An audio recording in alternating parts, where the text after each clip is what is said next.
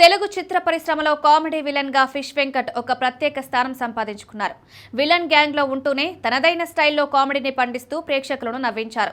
ముఖ్యంగా వివి వినాయక్ దర్శకత్వంలో ఎన్టీఆర్ నటించిన ఆది సినిమాలో తొడగొట్టు చిన్న అనే డైలాగ్ తో మంచి గుర్తింపు పొందారు. ఆ తర్వాత నుంచి వరుస ఆఫర్లతో టాప్ హీరోలందరి సినిమాల్లో నటించారు. బన్నీ, రెడీ, సుబ్రహ్మణ్యం, ఫర్సేల్ సహా ఎన్నో చిత్రాల్లో కనిపించిన ఫిష్ వెంకట్ ఇప్పుడు ఆరోగ్యం విషమించి హాస్పిటల్ బెడ్ పై సహాయం కోసం ఎదురుచూస్తున్నారు.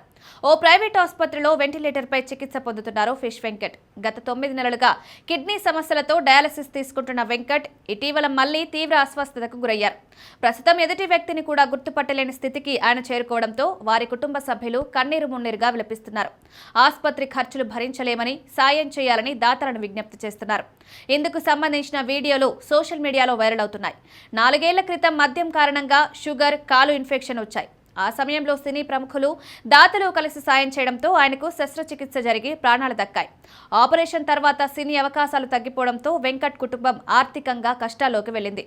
అయితే తర్వాత మళ్లీ మందు, సిగరెట్ అలవాట్లు వదలేకలేకపోయారని, ఆ కారణంగానే ఈ పరిస్థితి వచ్చిందని ఆయన భార్య ఆవేదన వ్యక్తం చేశారు. తన భర్త స్నేహితులే ఇంటికొచ్చి మళ్లీ అలవాటు చేశారని, కానీ ఇప్పుడు ఆసుపత్రిలో ఉన్నా కూడా ఎవరు చూడ్డానికి కూడా రావడం లేదని వాపోయారు. అభిమానులు, సినీ సంఘాలు, దాతలు, ప్రముఖులు, ప్రభుత్వ పెద్దలు తమను ఆదుకోవాలని కోరుతున్నారు. దురవలాట్లు ఎప్పటికైనా జీవితాన్ని నాశనం చేస్తాయని చెప్పడానికి ఇది మరో ఉదాహరణ అంటూ అభివర్ణిస్తున్నారు.